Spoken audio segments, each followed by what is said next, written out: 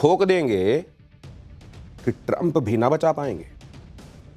Trump के चक्कर में मुनीर ने एक बड़ी बेवकूफी कर डाली और एटम बॉम्ब तो अब लगता है गया पाकिस्तान के हाथ से। भारत से बढ़ रहे ट्रंप की भयंकर फजीहत शुरू हो गई है। खुद अमेरिका के भीतर के लोग मोदी के साथ खड़े हो गए हैं। ट्रंप को बलूचिस्तान का सौदा कराया है मुनीर। अब इधर चीन दौड़ाएगा, उधर पाकिस्तान की पब्लिक। पाकिस्तान के आर्मी चीफ असीम मुनीर ने एटम बॉम्ब से दुनिया को उड़ाने की धमकी तो दे डाली, लेकिन ऐसी धमकी देकर असीम मुनीर फंस गया, क्योंकि असीम मुनीर ने धमकी पाकिस्तान में नहीं दी, चीन में भी नहीं दी। असीम मुनीर ने अमेरिका की धरती पर खड़े होकर यह बात कही। भारत तो इस बात का लोड ही नहीं लेता कि असीम मुनीर कहां है, क्या कर रहा है। भारत तो जब चाहेगा असीम मुनीर की आर्मी को ठोक देगा, जैसा कि ऑपरेशन सिंदूर में भारत ने किया था। लेकिन असीम मुनीर ने इस बार बड़ी गलती यह कर दी कि अपने साथ साथ डोनाल्ड ट्रंप की भी छीछा लेदर करवा दी। असीम मुनीर ने ऐसा कांड कर दिया है कि मोदी ठोक देंगे तो ट्रंप भी बचाने नहीं आ पाएंगे, क्योंकि खुद अमेरिका में डोनाल्ड ट्रंप की भयंकर फजीहत हो रही है। अमेरिका में लोग मुनीर के बारे में कह रहे हैं कि ट्रंप ने ये किसे पाल लिया भाई, क्योंकि ये बातें तो ऐसी कर रहा है जैसे ओसामा बिन लादेन करता था। सूट बूट वाला ओसामा बिन लादेन है क्या? अमेरिका में एक्सपर्ट्स कह रहे हैं कि मुनीर तो सूट में ओसामा बिन लादेन है, जिसका ट्रंप अमेरिका में स्वागत कर रहे हैं। पेंटागन के पूर्व अधिकारी तो ट्रंप को सीख दे रहे हैं कि मुनीर को धक्के देकर अमेरिका से बाहर निकालो और पाकिस्तान को आतंकी देश घोषित करो। अमेरिकी एक्सपर्ट्स ट्रंप की नीति पर सवाल उठा रहे हैं। कह रहे हैं कि ईरान को तो ट्रंप न्यूक्लियर खतरा बता रहे हैं, पाकिस्तान को गोद में क्यों बिठा रहे हैं? ये दोहरी नीति कैसे भाई? यानी दुनिया को उड़ाने की धमकी देकर मुनीर तो फंसा ही, साथ में ट्रंप की भी फजीहत करवा दी। लेकिन मुनीर ने ट्रंप से एक और ऐसा काम करवा दिया कि चीन अब पाकिस्तान को दौड़ा दौड़ा कर मारेगा।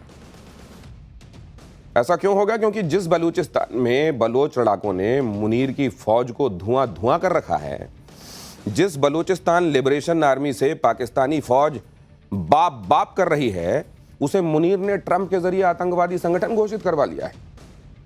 और इसके बदले में कैसे पूरा बलूचिस्तान अमेरिका को बेच दिया है, यह भी आपको बताऊंगा। लेकिन मजे की बात देखिए कि जिस ट्रंप के आगे पाकिस्तान सरेंडर्ड है, उन्हीं ट्रंप ने चीन के सामने सरेंडर कर दिया। ट्रंप ने दूसरी बार चीन पर लगा एक्स्ट्रा टैरिफ का फैसला टाल दिया।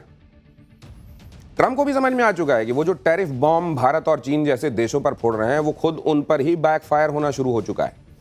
भारत से भिड़ रहे ट्रंप की अमेरिका के लोगों ने भद पीट दी है और मोदी के सपोर्ट में पूरा अमेरिका खड़ा हो गया है। कैसे, ये आपको बताऊंगा। सुन लिया आपने? सूट बूट वाला मुनीर जो है वो ओसामा बिन लादेन है, एक्चुअली सूट बूट में आया हुआ है। ये बात अमेरिका में कही जा रही। अमेरिका में लोग लगातार ट्रंप के खिलाफ खड़े होते जा रहे हैं और भारत तो हमेशा से कहता रहा है कि पाकिस्तान की आर्मी किसी भी आतंकवादी संगठन से कम नहीं है। और अब तो पाकिस्तान के आर्मी चीफ असीम मुनीर ने खुद ये बात साबित की है, जिसने अमेरिका की जमीन पर खड़े होकर आतंकी सरगना वाली भाषा बोली है, आधी दुनिया को न्यूक्लियर बॉम्ब से उड़ा देने की धमकी दी है। मुनीर की जरूरत पर अब अमेरिका में ही ट्रंप की जबरदस्त खिंचाई शुरू हो गई। पेंटागन के पूर्व अधिकारी माइकल रूबिन ने तो असीम मुनीर को ओसामा बिन लादेन करार दे दिया है। रूबिन ने कहा है कि मुनीर का बयान इस्लामिक स्टेट जैसे आतंकी संगठन की विचारधारा को दिखाता है। रूबिन ने अमेरिकी राष्ट्रपति ट्रंप को लेकर बड़ी बात कह दी है। रूबिन ने कहा है कि असीम मुनीर सूट बूट पहने ओसामा बिन लादेन है और ट्रंप एक व्यापारी है जो खरीद फरोख्त के आदी हैं। रूबिन ने कहा कि ट्रंप की महत्वाकांक्षा नोबेल पीस प्राइज जीतने की है, लेकिन ट्रंप की शह पर मुनीर की न्यूक्लियर धमकी आतंकी गुटों को बढ़ावा दे सकती है, उनका मन बढ़ा सकती है। आप सुनिए माइकल रूबिन ने क्या कहा, किन शब्दों में कहा और क्या तलखी थी उनके चेहरे पर। Pakistan's threats on American soil are completely unacceptable. Pakistan is raising questions in many people's minds about whether it can fulfill the responsibilities of being a state or whether the time has come for it to end. In many ways, Pakistan's rhetoric, the field marshal's rhetoric, is reminiscent of what we've heard from the Islamic State and from Osama bin Laden. Munir पर Trump की मेहरबानियां उनकी कदरदानियां सवालों के घेरे में हैं।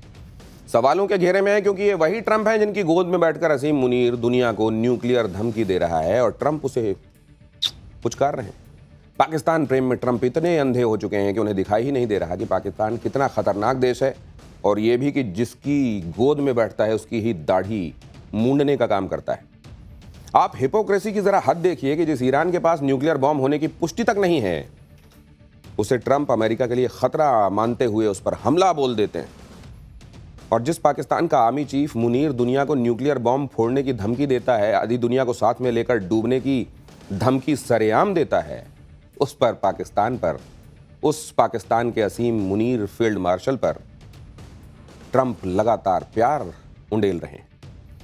और इसको देखकर पूरी दुनिया हैरान है। खुद अमेरिका में एक्सपर्ट्स ट्रंप की पाकिस्तान नीति पर सवाल उठा रहे हैं। पाकिस्तान का ये फर्जी फील्ड मार्शल अमेरिका आकर न्यूक्लियर हमले की सीधी सीधी धमकी दे रहा है और ट्रंप चुपचाप बैठे। माइकल रूबिन ने तो यहां तक कह दिया है कि भविष्य में अमेरिकी स्पेशल फोर्सेस को पाकिस्तान के परमाणु हथियारों को जब्त करने की कार्रवाई करनी पड़ सकती है। समय करीब आ रहा है वो समय जब अमेरिकी टीमें पाकिस्तान में घुसकर पाकिस्तान के परमाणु हथियारों को सुरक्षित करें। माइकल रूबिन ने ट्रंप को सलाह दी है कि आतंकवादियों की भाषा बोलने वाले मुनीर पर फौरन एक्शन होना चाहिए। असीम मुनीर के अमेरिका में घुसने पर बैन लगा देना चाहिए और फौरन तत्काल प्रभाव से पाकिस्तान को आतंकवाद का प्रायोजक देश घोषित करना चाहिए। सुनिए ना आप। Why the United States should consider Pakistan a major non-NATO ally. In fact, Pakistan may become the first major non-NATO ally to become listed as a state sponsor of terrorism on the same day. Pakistan should not be anymore a member of U.S. Central Command. The fact that U.S. generals did not walk out of any meeting with Asim Munir should be cause for resignation. Asim Munir should be persona non grata in the United States and should never again get an American visa, nor should any Pakistani official until Pakistan. ये बहुत बड़ी बात है कि असीम मुनीर को persona non Greta घोषित करना चाहिए और उसे वीजा नहीं दिया जाना चाहिए अमेरिका आने का। पाकिस्तान का आर्मी चीफ मुनीर सोच रहा था कि वो अमेरिका से न्यूक्लियर धमकी, अमेरिका में खड़े होकर न्यूक्लियर धमकी देगा तो सरदार बहुत खुश होगा और भारत डर जाएगा। लेकिन उल्टे उसके सरदार यानी ट्रंप के अमेरिका में ही कपड़े फाड़े जा रहे हैं। मुनीर की नौटंकी देखकर उसे वर्दी वाला ओसामा कहा जा रहा है और मुनीर की गीदड़ भभकी के तो भारत में जमकर मजे लिए जा रहे हैं। AIMIM चीफ ओवैसी ने मुनीर को सड़क छाप आदमी करार दिया है और मिथुन चक्रवर्ती ने तो अपने अलग ही अंदाज में मुनीर के मजे ले लिए। ध्यान से सुनिए।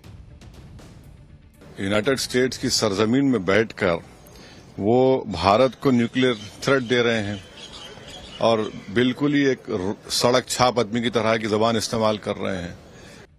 मैं कभी पाकिस्तान के अवाम के अगेंस्ट में हमारा कुछ कहना नहीं है कि पाकिस्तान का अवाम जो है वो युद्ध नहीं चाहते हैं, अच्छे लोग हैं सब।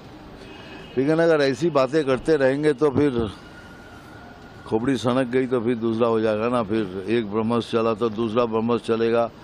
और अगर कुछ नहीं हुआ तो हमने सोचा एक डैम बनाएंगे और 140 करोड़ आदमी उधर पेशाब करेगा, फिर डैम खोल देगा, कोई गोली नहीं चलेगी, सुनामी आ जाएगा।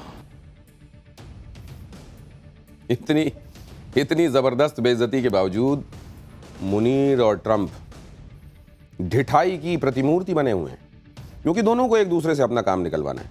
हमने पहले ही कहा था कि ऑयल डील के नाम पर मुनीर अमेरिका के हाथों बलूचिस्तान को गिरवी कर देगा और हमारी कही ये बात सच साबित हुई।